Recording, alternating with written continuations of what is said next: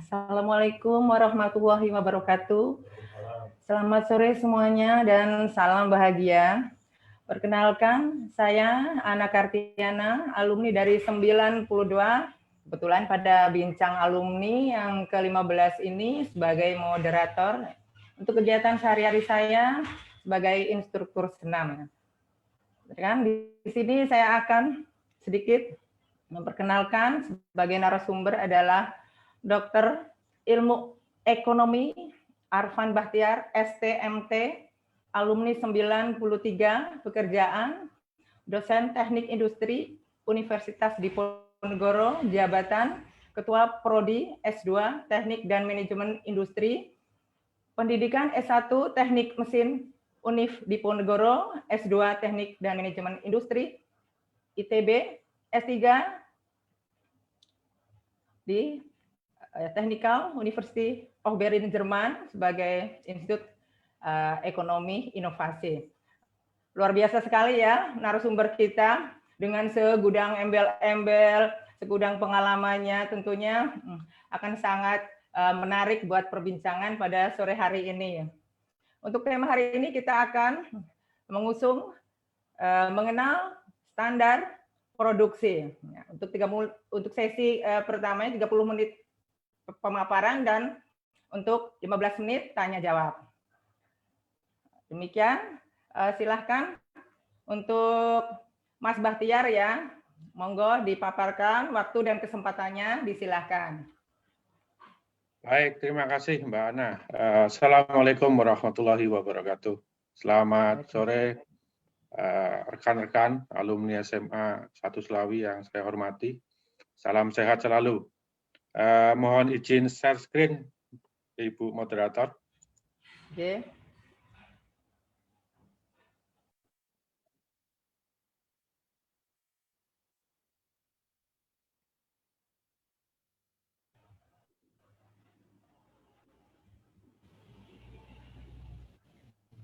Baik, pada kesempatan sore hari ini, alhamdulillah ya saya diberi kesempatan ya untuk memberikan materi atau ya tukar pengalaman lah ya, tukar pengalaman ya ini sedikit mungkin pengetahuan yang saya pelajari di bangku kuliah ya, kemudian juga yang saya sampaikan di kuliah di tempat saya di Teknik Industri Undip ya. Kalau nama kuliahnya biasanya adalah standarisasi dan penilaian kesesuaian. Ya, tapi untuk kesempatan bincang yang ke-15 ini, saya mencoba mengemas dalam bentuk yang lebih sederhana, ya, mengenal standar produk. Saya alumni SMA 1 Slawi tahun 93, ya, jadi sangat senang sekali bisa berbagi di bincang alumni ini. Baik, nah sebelum kita bahas lebih jauh ya mengenai apa itu standar, ya kemudian standar produk itu seperti apa, mungkin kita perlu pelajari dulu atau kita pahami dulu ya definisinya ya. Mungkin kata standar ya kalau di bahasa sehari-hari kita ya, kalau naik motor itu kadang-kadang jangan lupa kalau mau menaruh motor itu standarnya dipakai apa diturunkan ya itu ya standar ya, artinya standar itu adalah yang mengganjal motor biar tidak rubuh gitu ya. Kemudian juga ada yang mengatakan standar itu baku ya, artinya patokan ya, patokan yang menjadi rujukan kita ya, itu seperti itu. Nah, kalau menurut undang-undang ya tahun 2014 ya nomor 20 tentang standarisasi dan penilaian kesesuaian, standar didefinisikan sebagai persyaratan teknis. Jadi persyaratan teknis. Nah, kita nanti akan bicara tentang standar produk. Jadi persyaratan teknis terkait dengan satu produk ya yang dibakukan ya, yang dibakukan atau yang ditetapkan ya, yang diresmikan ya, termasuk tata cara ya, metode yang disusun berdasarkan konsensus Jadi berdasarkan konsensus, kesepakatan bersama. Jadi standar itu dibuat bukan maunya si A atau maunya si B, tapi adalah kesepakatan bersama, ya, dari pemerintah, dari swasta, ya, mungkin dari akademisi atau dari peneliti atau dari masyarakat umum, ya. Nah, kira-kira seperti itu. Atau kita mengambil dari keputusan internasional yang tentunya itu sudah dibangun juga berdasarkan konsensus internasional, ya, yang terkait ya dengan memperhatikan syarat keselamatan. Jadi ada isu keselamatan yang harus diperhatikan, isu keamanan, isu kesehatan, isu lingkungan hidup, isu perkembangan ilmu pengetahuan dan teknologi, pengalaman serta perkembangan masa kini dan masa yang akan datang. Nah, bicara masa kini dan masa datang, maka standar juga mempunyai masa berlaku. Ya. Biasanya setiap berapa tahun itu akan dievaluasi, akan diupdate. Ya, apakah standar ini masih relevan enggak? Bicara terkait dengan masa kini dan masa yang akan datang. Tujuannya apa? Untuk memperoleh manfaat sebesar-besarnya. Nah, kalau kita bicara standar, siapa sih yang tidak tahu colokan handphone ya untuk ngecas ya. Ada dua jenis secara umum ya yang dipakai oleh grupnya untuk yang Android ya dan yang iPhone itu ya. Nah, kalau yang Android modelnya kan berbeda dengan iPhone. Jadi kalau standarnya Android colokan cas handphone itu berbeda. Nah, kita bisa bayangkan ya kalau misalkan antara satu merek handphone dengan merek handphone yang lain memiliki bentuk colokan yang berbeda-beda. Ya, dulu masih seperti itu ya. Jadi colokan handphone itu berbeda-beda antara satu merek dengan merek yang lain. Kadang-kadang antara satu kelas handphone yang mungkin menengah ke bawah, menengah ke atas beda colokannya.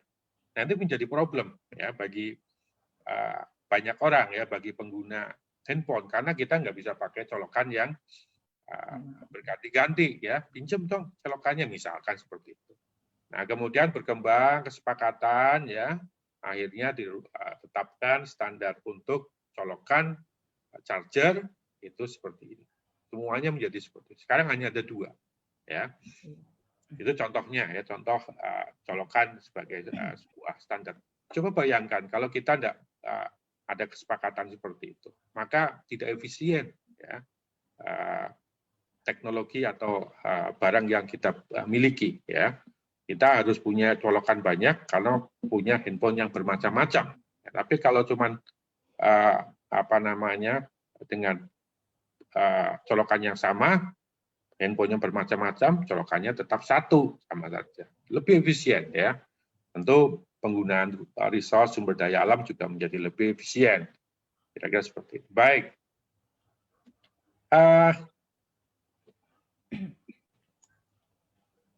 Mengapa standar diperlukan? Ya, kita bicara apa tuh repot menyusun standar. Ya, ada beberapa alasan lah kira-kira kenapa kita perlu sebuah standar. Ya, dalam kita nanti akan bahas khusus tentang standar produk. Ya, ada isu keamanan. Ya, isu keamanan. Ya, keamanan dan keselamatan biasanya cukup saling berkaitan. Ya, misalkan helm, ya ini contohnya ya, helm untuk sepeda motor, ya itu adalah SNI, ada SNI-nya, itu ada standarnya, ya. Coba bayangkan kalau misalkan tidak ada standarnya, dulu masih banyak orang menggunakan helm plastik itu ya. Proyek apa ya? Nah, itu kan kalau jatuh tidak aman, ya. Yang kalau cedera kepala, ya, rawan meninggal. Jadi standar perlu diperlukan ya. Jadi harus ada standar keamanan, keselamatan untuk helm. Ya, tujuannya apa? Tujuannya tentu untuk melindungi pengguna sepeda motor. Terkait dengan isu kesehatan, nah, nanti akan kita lihat misalkan sekarang untuk SNI mainan anak ya itu sudah wajib. Jadi Bapak Ibu yang membelikan mainan anak mestinya hati-hati ya dengan mainan anak yang dibeli ya.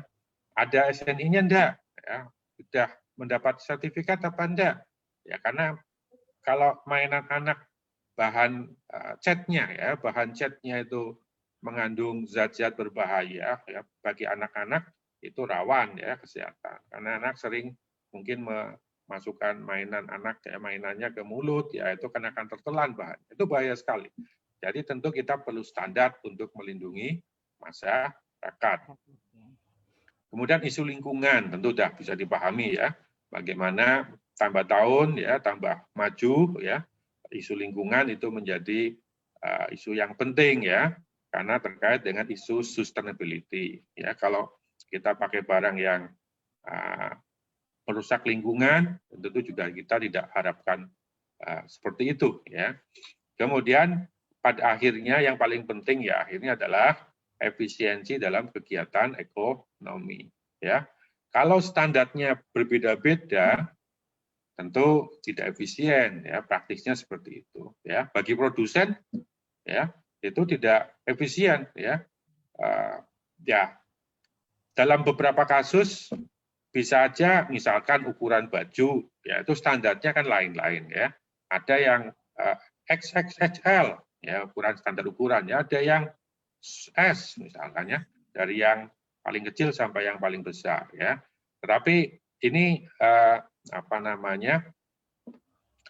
konsensus yang disepakati ya, tidak semua harus hanya satu standar, tapi kita mencoba mengerucutkan ya, jangan terlalu banyak lah gitu ya, seperti itu ya, jangan terlalu banyak standar yang mengakibatkan tidak efisien dalam kegiatan ekonomi.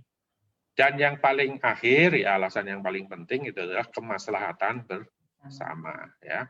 Ada merangkum ya, ada aspek keselamatan, keamanan, kesehatan, lingkungan, dan efisiensi dalam kegiatan ekonomi.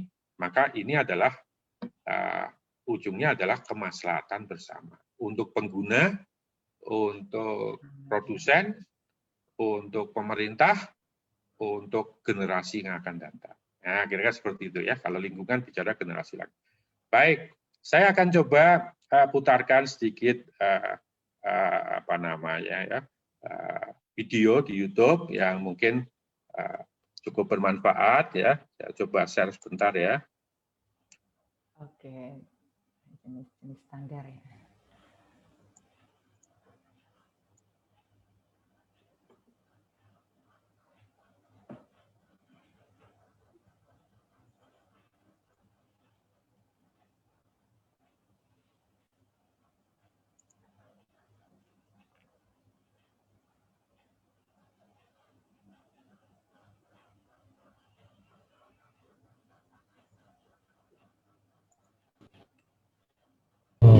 Yap, benar sekali.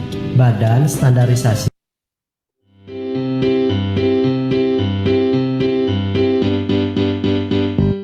Hai, kalian tahu tidak?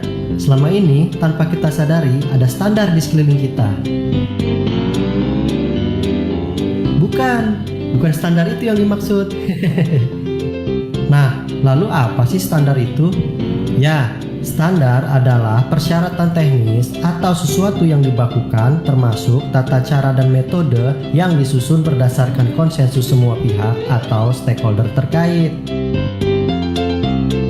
Maka, standar sangatlah diperlukan untuk meningkatkan jaminan mutu, daya saing nasional, melindungi konsumen dari aspek keselamatan, keamanan, dan juga kesehatan. Coba bayangkan, apa jadinya kalau tidak ada standar? Gak mau kan jadi seperti ini?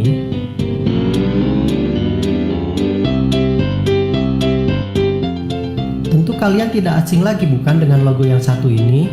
Ya, betul, Standar Nasional Indonesia atau biasa disingkat SNI. Ada di tabung gas, lampu, helm, dan masih banyak lagi.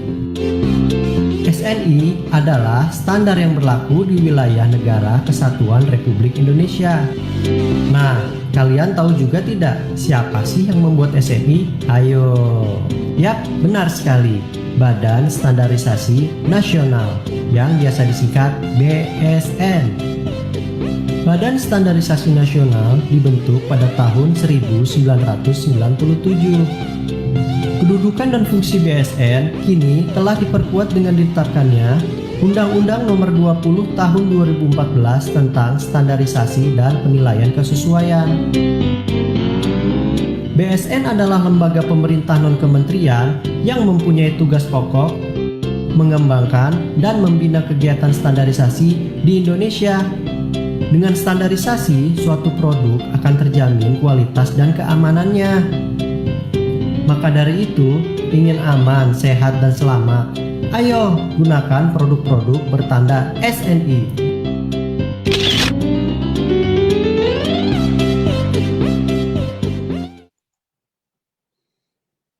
Baik, itu sedikit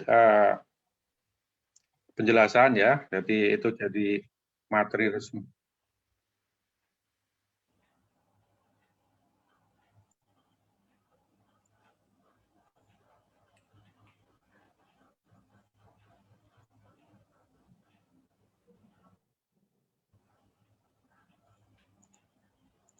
Mohon maaf ya, ini langsung live.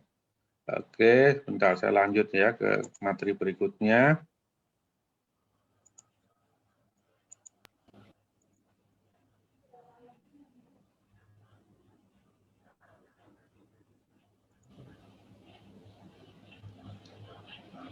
Oke, baik, saya lanjut ya. Jadi ada beberapa macam standar ya, makanya nanti kita bahas standar yang khusus standar produk ya. Ada standar sistem manajemen seperti ISO 9000, ISO 14000, kita akan bahas di sini. Kemudian ada standar proses, berarti dipakai di industri, atau standar pengujian, ya misalkan lab, ya Anda misalkan cek gula darah, itu kan ada standar urutannya. Ya. Kemudian ada standar produk. Nah, kita fokus nanti akan bahas coba standar produk itu apa saja, kemudian bagaimana pemberlakuannya. Baik, kemudian siapa yang mengembangkan standar produk ini? Ya. Jadi tadi saya sudah sampaikan, ya, standar itu dibuat berdasarkan konsensus dari industri, ya, pelaku usaha, dari pemerintah, akademisi, masyarakat, dan organisasi internasional. Jadi ini konsensus. Di BSN, ketika akan mengembangkan satu standar, ya, produk atau manajemen atau apa, selalu melibatkan semua stakeholder ini, ya, semua dimintai pendapat, dilakukan proses yang namanya e-balloting, ya, untuk menggali pendapat dari masyarakat. Kemudian sebelum ditetapkan akan dipublish dulu, nah, kira-kira seperti itu. Jadi ini tidak serta-merta bahwa satu standar itu dikembangkan oleh pemerintah ya. Jadi standar itu dikembangkan bersama dengan masyarakat, industri, dan akademisi. Baik. Nah, bagaimana dengan sifat pemberlakuan standar ya? Ada dua jenis. Yang pertama adalah sukarela dan wajib. Ya. Jadi standar produk ya atau standar sistem manajemen, ada yang sifatnya sukarela, ada yang sifatnya wajib. Ya. Kalau yang sifatnya wajib, bagi perusahaan yang ingin membuat satu produk tertentu yang ada standar wajibnya, maka dia harus melakukan proses sertifikasi. Oh, ini standar saya sudah memenuhi standar nomor sekian, misalkan air minum dalam kemasan, ya misalkan ya. Jadi misalkan ada SNI wajibnya, helm. Jadi kalau saya mau produksi helm, ya dengan merek tertentu, sebelum saya jual saya harus mengajukan sertifikasi, ya ke lembaga sertifikasi, ya. Kemudian setelah mendapatkan sertifikasi, saya boleh jualan helm itu, karena itu wajib. Kalau tidak ada sertifikasi, maka saya tidak boleh jualan. Nah, lembaga sertifikasinya itu juga harus lembaga yang sudah terakreditasi. Kira-kira seperti itu. Baik. Nah, ini contoh-contoh ya dalam kehidupan sehari-hari kita. Ya, banyak sekali ya, ini standar wajib. standar produk yang wajib, ya. Tabung gas, ya. Kemudian misalkan besi atau apa namanya baja, ya, untuk ngecor itu, ya. Kemudian ban, helm itu ada standarnya wajib, ya. Kita mungkin dulu ingat ya waktu zaman pertama kali tabung gas itu atau konversi energi ya dari minyak tanah ke gas, ya, banyak problem ya, dalam apa namanya penggunaan tabung gas, ya. Nah, tapi lama-kelamaan orang sudah mulai pintar, standar SNI semakin ketat diawasi, ya. Akhirnya problem-problem itu pelan-pelan bisa diminimalisir, ya. Kemudian juga misalkan untuk helm, ya, dulu helm-helm batok biasa masih bisa, sekarang semua harus helm SNI yang wajib, ya. Baik, itu contoh-contohnya. Misalkan contoh yang lain, misalkan untuk makanan tepung terigu, nah, itu harus juga ada SNI-nya, wajib itu, ya. Jadi kalau nggak memenuhi syarat SNI, maka itu akan bisa dikenakan pasal pidana, ya. Kira-kira seperti itu. Baik, kemudian ada berapa sih jumlah standar SNI yang wajib ya di Indonesia, ya? Yang sampai sekarang sampai tahun 2020 ya, ini data tahun 2020 itu ada seratusan, ya. Ada di siapa yang menggawangi ya terkait dengan standar SNI wajib itu, ada Kementerian Perindustrian, ada Kementerian Kelautan, ya, Kementerian Pertanian dan lain-lain, ya. Nah, itu istilahnya PIC ya, terkait dengan standar wajib itu. Baik, nah ini contoh-contohnya ya, contoh daftar standar SNI wajib. Ya, jadi misalkan ini ada garam konsumsi, nah ini garam. Garam itu SNI-nya wajib ya. Jadi kalau Anda jualan garam untuk konsumsi hari-hari tidak ada SNI-nya, bisa kena pasal ya. Ya, baik penjualnya maupun pedagangnya, ya, atau produsennya maupun pedagangnya. Jadi hati-hati. Ya. Kemudian juga ini ada lampu, ya, lampu pijar dan lain-lain. Banyak sekali. Ini saya kutip hanya sebagian ya. Tadi ada contohnya helm, misalkan besi, besi untuk ngecor ya, tulangan ya. Kemudian ada ban ya. Itu juga ada SNI wajibnya. Baik, mungkin itu saja Mbak Ana dari saya. Nanti kita mungkin lebih banyak diskusi ya terkait dengan standar produk. Mungkin kalau ada yang ingin lebih tahu lebih lanjut, ya bisa silakan bertanya. Baik, terima kasih Mbak Ana. Assalamualaikum warahmatullahi wabarakatuh. Waalaikumsalam warahmatullahi wabarakatuh. Oke.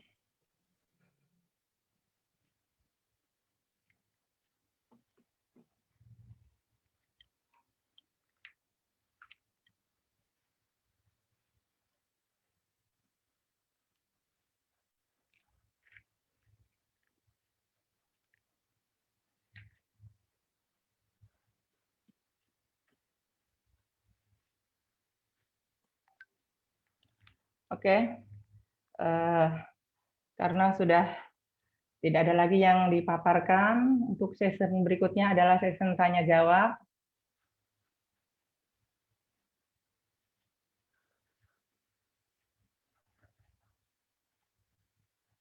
Ada 15 menit ya, waktu yang dipersilahkan, monggo.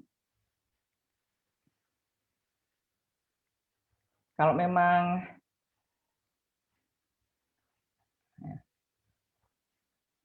terima kasih. Kemudian sesi berikutnya 15 menit tanya jawab ya. Untuk teman-teman netizen, silahkan barangkali ada yang perlu ditanyakan atau ingin lebih tahu lagi apa sih standar produk itu. Di sini Mas Arfan siap untuk menjawabnya.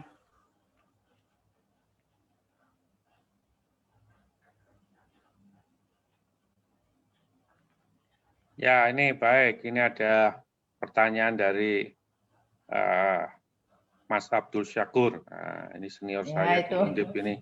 Satu liting dengan saya itu ya, Ya, Mas Syakur. kalau ada pengguna peralatan yang tidak ber-SNI, ya, maka yang ditertibkan itu penggunanya atau pihak yang memproduksi. Ya.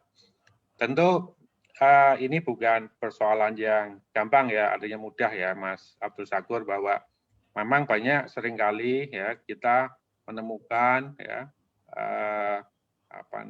produk-produk yang mestinya ada SNI wajibnya, tetapi ternyata itu tidak memenuhi SNI. Misalkan besi, ada besi tulangan yang kurus, ada yang gemuk, ya kayak seperti itu ya. Nah, itu pada kenyataannya di pasar kan seperti itu ya. Ada mekanisme yang dilakukan oleh atau kementerian terkait, ya, instansi teknis terkait ya, yang PIC dari SNI itu untuk mengawasi ya, mekanisme surveillance ya, tentu diawasi. Nah, ketika ada ditemukan ya produk-produk yang tidak memenuhi syarat SNI, ya biasanya ada uji petik ya, atau dicek ya di lab ya benar enggak, misalkan ya ini memenuhi syarat atau enggak ya. Nah, maka kemudian akan dilakukan penyelidikan ya, penyelidikan ya, kira-kira siapa nih ya yang bertanggung jawab ya. Nah, tentu apakah kalau penggunanya bisa jadi tidak tahu ya. Nah, tapi kalau produsennya kan mestinya ngerti ya bahwa satu produk yang dijual ya oleh produsen itu ada SNI wajibnya. Kok ini tidak memenuhi ya, ini produsennya bisa dituntut ya. Tentu tapi ada mekanisme pembinaan. Apakah disebabkan karena tidak mengerti atau tidak memiliki alatnya atau apa ya. Pemerintah juga tidak artinya tidak kemudian sedikit-sedikit dituntut atau dikena pasal gitu ya, tapi ada mekanisme pembinaan ya. Seperti garam ya, garam itu banyak juga garam yang belum memiliki SNI wajib ya untuk yang konsumsi ya. Jadi pemerintah terus memberikan program-program pendampingan ke pengusaha garam ya, garam konsumsi ya, agar mendapatkan sertifikat SNI di produk yang dijual. Kira-kira seperti itu, Mas Abdul Syakur. Baik, kemudian ini ada pertanyaan dari Mas Budi ya, tahun 97 ya, angkatan 97 ya. Bagaimana cara mengajukan SNI produk ya. Baik. Misalkan apa ini produknya? Ya, misalkan yang wajib atau yang sukarela ya kan. Nah, kalau yang wajib bagaimana? Kalau yang wajib maka sebelum jualan tentu harus mengajukan atau mendapatkan sertifikat SNI. Ini bisa mengajukan dengan melengkapi dokumen-dokumen, kemudian mengajukan ke lembaga sertifikasi produk LSP ya, lembaga sertifikasi produk ya, lembaga sertifikasi produk yang sudah terakreditasi untuk SNI itu, ya, kira-kira seperti itu ya. Nah, ada prosesnya yang harus dilewati ya, kemudian nanti ada proses surveillance ya, ngecek di lapangan atau pengujian ya, kira-kira seperti itu. Kemudian setelah dapat ada masa berlakunya ya, SNI itu yang kemudian harus diupdate ya. Memang bagi industri kecil ya untuk mendapatkan SNI kadang-kadang itu sesuatu yang mahal ya. Tadi saya contohnya misalkan garam ya, garam itu bagi industri kecil garam ya yang jual garam konsumsi mungkin mahal ya, maka ya pemerintah terus memberikan pendampingan. Kira-kira seperti itu. Kemudian bagaimana cara konsumen mengecek sebuah produk yang klaim SNI betulan atau abal-abal? Ini pertanyaan yang bagus nih dari Mas Budi. Memang diperlukan satu konsumen yang cerdas ya istilahnya ya, customer yang cerdas ya, konsumen yang cerdas ya, yang yang memahami ya ini SNI-nya asli apa enggak ya, seperti itu ya. Sebenarnya ada mekanisme untuk pelaporan lah ya, ada mekanisme pelaporan ya terhadap adanya kecurigaan SNI ini SNI abal-abal, apa SNI betulan misalkan abal-abal ya. Banyak memang saya juga harus akui bahwa katakanlah SNI terkait dengan mainan anak ya, mainan anak itu wajib ya. Wajib, SNI wajib ya, tapi pada kenyataannya banyak yang karena banyak diproduksi oleh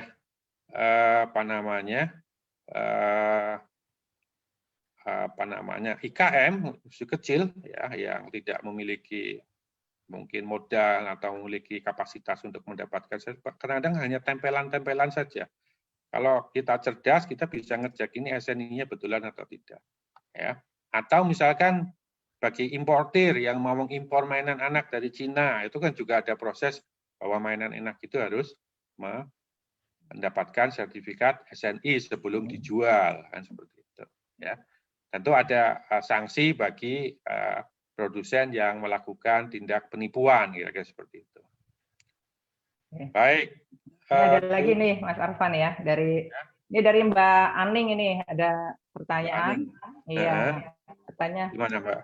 Pertanyaannya, iya, untuk standar proses meliputi apa saja, katanya begitu. Monggo. Ya, baik.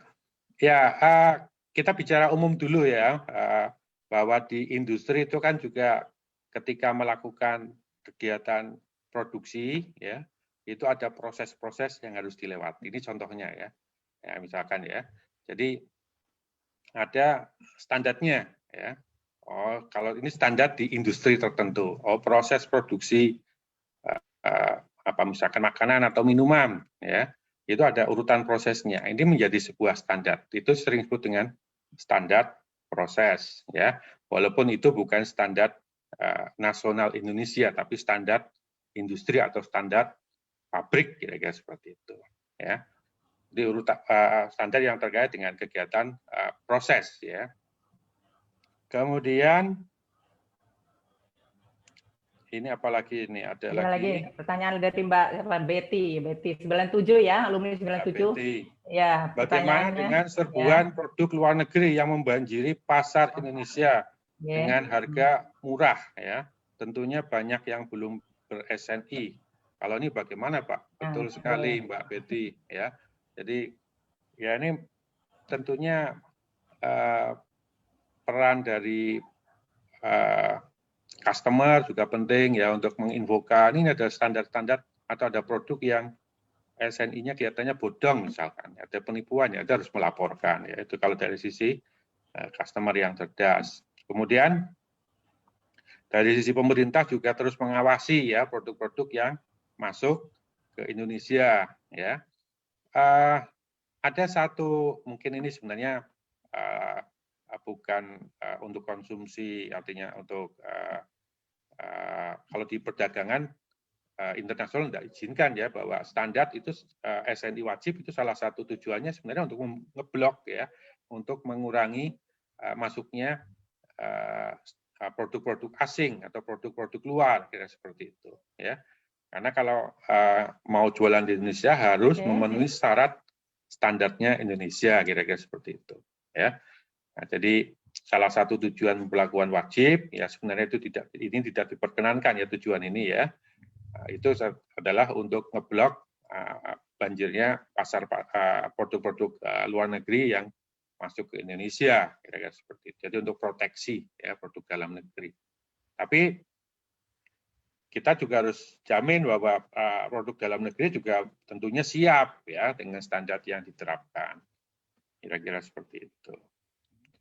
Ya memang ini bukan perkara yang mudah ya bagi pemerintah untuk mengendalikan produk-produk dari luar negeri yang cenderung harganya murah, kira-kira seperti itu. Baik, gitu Mbak Betty ya. Nanti mungkin ya kalau ada hal-hal yang belum jelas bisa disampaikan langsung ya. Baik, ada lagi Mbak Ana? Ya karena ini dari netizen sudah cukup. Ini pertanyaan dari saya ya, boleh ya? Boleh silakan Mbak Ana. Secara umum aja, oke. Apa sih Mas Arfan bedanya SNI dengan ISO? Ya, Ya harus baik. ya teman-teman Terima tahu kasih Mbak ya. Ana, ini pertanyaan yang bagus sekali dari Mbak Ana ini. Baik, kalau SNI itu kan standar nasional Indonesia, standar istilahnya standar resmi yang ada di Indonesia ya. Kemudian ISO itu adalah standar internasional ya, yang dikembangkan kantornya di Geneva ya, di Swiss ya.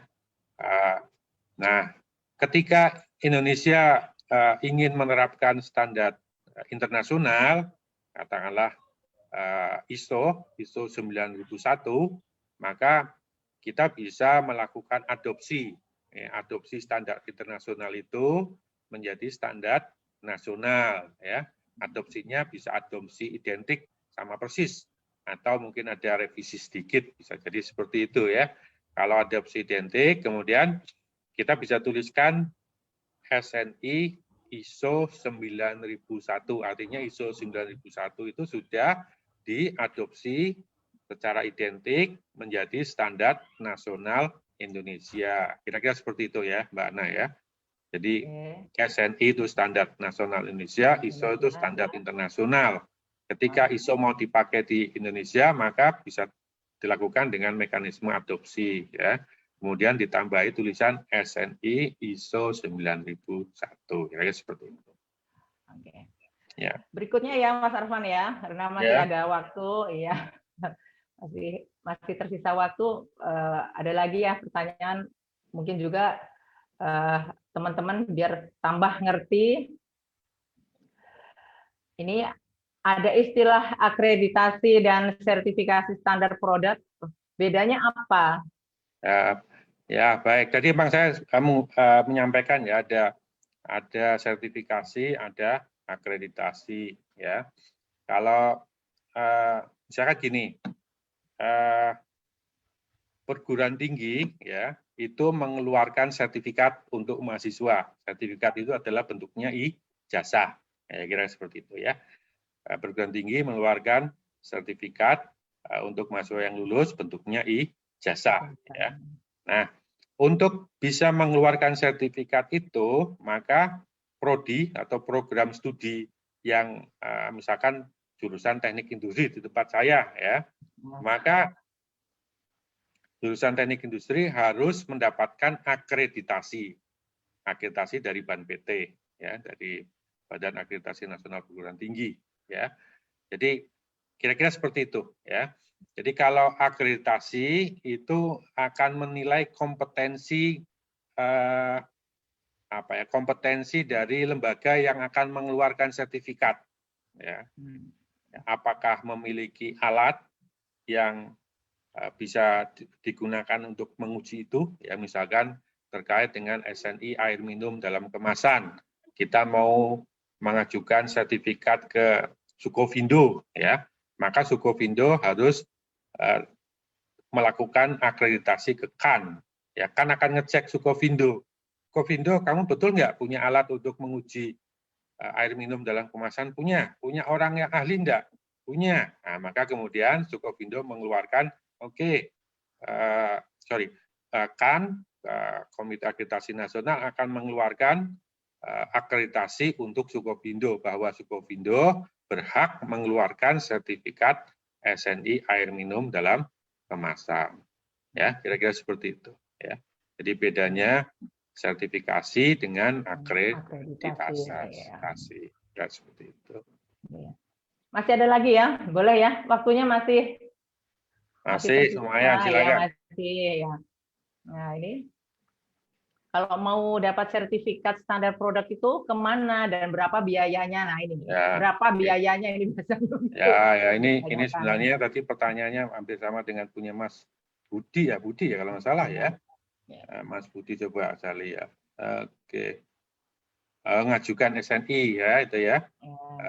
Bagaimana mendapatkan sertifikat SNI atau standar produk ya tadi ya mengajukan ya melengkapi dokumen-dokumen ya kemudian melakukan pengujian yang dipersyaratkan oleh standar itu misalkan garam ya garam itu sebelum mendapatkan sertifikat SNI garam maka si produsen harus melakukan pengujian garamnya. Ya. Oh, garam ini betul mengandung yodium, nah, gitu seperti itu ya. Tidak mengandung bahan-bahan berbahaya. Nah, setelah mendapatkan sertifikat itu atau hasil pengujian itu dilampirkan dalam dokumen-dokumen, kemudian mengajukan ke lembaga sertifikasi. Ya, itu kira-kira. Ya, dalam beberapa kasus ya mungkin bisa melibatkan konsultan, ya, konsultan untuk membantu menyiapkan dokumen-dokumen terkait dengan pengajuan sertifikat atau sertifikasi standar produk, ya.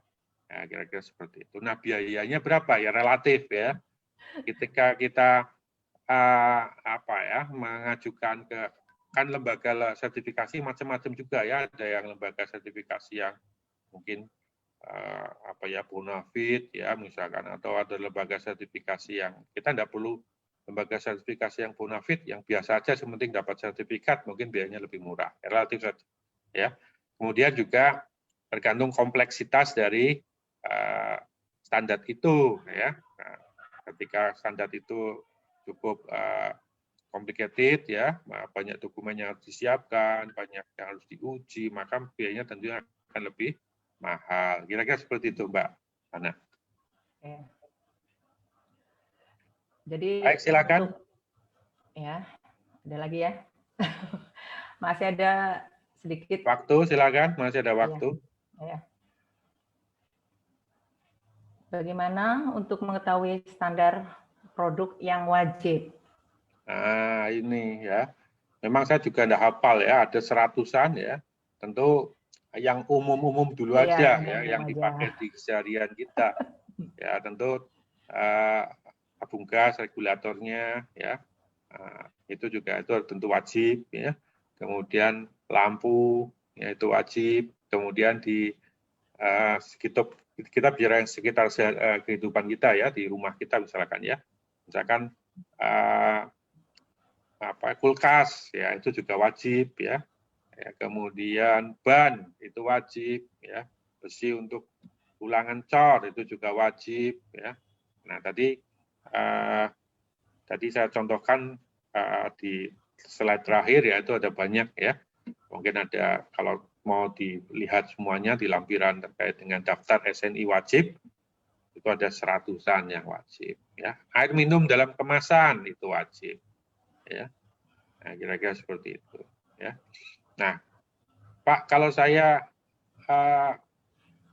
bikin air minum ya dalam kemasan tetapi tidak saya jual untuk kalangan konsum sendiri gitu ya, maka apakah harus ada SNI, harus memenuhi standar SNI ya? SNI wajib itu ya tidak, kalau tidak untuk diperjualbelikan untuk kalangan sendiri ya tidak ya. Tapi kalau ketika sudah mulai diperjualbelikan ya itu maka wajib ya, kira-kira seperti itu, harus dimiliki ya sebelum jualan ya. Ini ada lagi sedikit rada nyeleneh ini ya. Sebetulnya umum aja ya, kayak ibu rumah tangga misalnya. Itu sebetulnya tinggi rendahnya harga produk itu sebetulnya yang mempengaruhi dari produknya sendiri atau dari SNI-nya itu. Misalnya untuk merek-merek sepeda, misalnya saya suka sepeda. Itu kan di sepeda itu ada tertera SNI semuanya ya, setiap merek ada poligon. Nah, itu kan untuk biaya produksi mahal atau tidaknya itu berarti harga itu tergantung dari itu. SNI pun mempengaruhi tidak dari standar harga yang para pabrik-pabrik berikan untuk dijual begitu, Mas Arfan? Baik. SNI standar itu kan sifatnya standar minimum, Mbak Ana ya. Nah, minimum. Jadi ketika si produsen memenuhi standar minimum itu, maka dia boleh jualan atau boleh menempelkan, kalau tidak wajib ya boleh menempelkan sertifikat bahwa saya sudah memenuhi standar SNI, kira-kira seperti itu ya. Kemudian ketika ditanya apakah mempengaruhi biaya, ya, tetapi kalau kita bikin sedikit mungkin mempengaruhi sekali ya, lumayan ngefek lah istilahnya ya. Tapi kalau kita bikin dalam jumlah yang banyak, ya, mass production, maka biaya ASN itu tidak akan terasa, ya, tidak akan terlalu ngefek, tidak begitu membebani, ya. Nah, kok bisa nih harganya beda-beda? Nah, kalau harga tentu akan tergantung spek, ya, dan teknologi yang digunakan oleh produsen. Sepeda materialnya beda-beda, ada yang material ringan sekali, ya, 8-10 kilo, ya, sepeda diangkat pakai satu tangan bisa, itu harganya bisa lebih mahal daripada sepeda motor, yang sepeda motor itu sampai katakanlah NMAX 30 juta, ya, misalkan, ya. Nah, sepeda yang mungkin sering kita dengar itu ada yang sampai 50 juta, 100 juta, ya, tentu karena teknologi dan material yang digunakan. Jadi standar mungkin ada pengaruhnya ke harga kalau jumlah produksinya sedikit, tapi kalau jumlah produksinya banyak, ya tidak akan terasa. Kira-kira seperti itu. Itu Mbak Ana.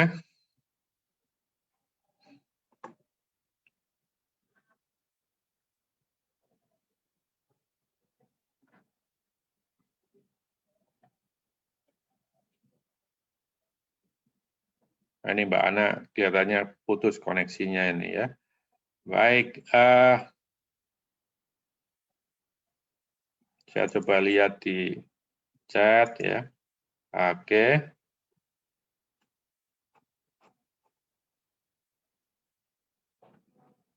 Baik, Bapak-bapak dan Ibu-ibu yang menyaksikan langsung live, ya, ataupun nanti menggunakan rekaman, ya. Ya, saya sedikit ya istilahnya promosi lah, ya, karena saya kebetulan jadi Kaprodi S2 di departemen saya untuk teknik dan manajemen industri. Saya coba sedikit menjelaskan mengenai barangkali ada yang berminat untuk sekolah, ya, di tempat saya di S2 Teknik dan Manajemen Industri, ya. Jadi kami di S2 Teknik dan Manajemen Industri menerima dari berbagai jurusan, ya. Jurusan, jadi hampir semuanya, ya, mungkin tidak seluas di Magister Manajemen, ya. Nah, silakan bagi yang berminat, ya, nanti bisa kontak saya, ya. Kalau ada pertanyaan silakan, ya. Kemudian baik, tadi kita sudah mendiskusikan tentang bagaimana standar produk, ya. Nah, saya berharap kita lebih cerdas, ya, dalam membeli produk, ya. Kita kenali apakah ada standarnya, apakah ini wajib, apakah ini standarnya sukarela, ya. Kalau wajib, betul enggak ini, ya, standarnya abal-abal apa benar-benar, ya. Nah, kita harus menjadi konsumen yang cerdas, kira-kira seperti itu, ya. Jadi coba Bapak Ibu lebih aware, ya, terhadap lingkungan, ya. Kira-kira standar produk yang ada di sekitar kita seperti apa, ya. Silakan mengenali, ya. Kemudian browsing, ya, misalkan ada, oh ini betul enggak, ya. Ada SNI-nya enggak ini, misalkan kulkas saya ini betul enggak? Kalau produsen-produsen yang sudah bonafide tentu akan menjaga reputasinya, kira-kira seperti itu, ya. Kalau beli baja, ya, untuk tulangan, ya, juga dicek, diukur benar. Nah, ini ukurannya benar enggak, ya. Kalau enggak, ya harus cerdas, ya, ini bisa mungkin dilaporkan, ya. Atau kemudian tidak usah beli, ya, karena tidak memenuhi standar, misalkan seperti itu. Baik, itu, ya, untuk closing statement, ya, mudah-mudahan bincang-bincang hari ini bermanfaat. Mohon maaf, ya, kalau ada kesalahan kata atau informasi yang tidak cukup jelas, ya. Tapi silakan kalau mau bertanya secara japri, ya, nanti bisa menghubungi nomor handphone saya. Baik, terima kasih Mbak Ana. Ini kemana nih Mbak Ana moderatornya? Oh, ini offline ini Mbak Ana nih. Baik, coba saya cek, ya, mungkin ada pertanyaan yang terlewat, ya. Oke. Oke, sudah dijawab semua ya.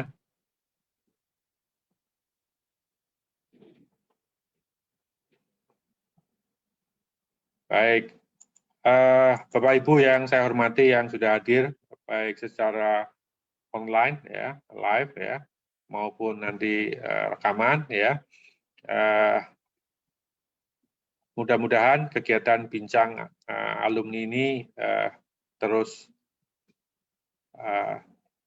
berlangsung ya tiap minggu. Ya, saya pikir bagus sekali ini ya.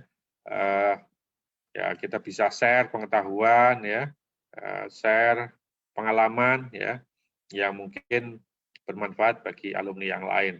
Terima kasih, mungkin dari saya cukup ya. Wassalamualaikum warahmatullahi wabarakatuh.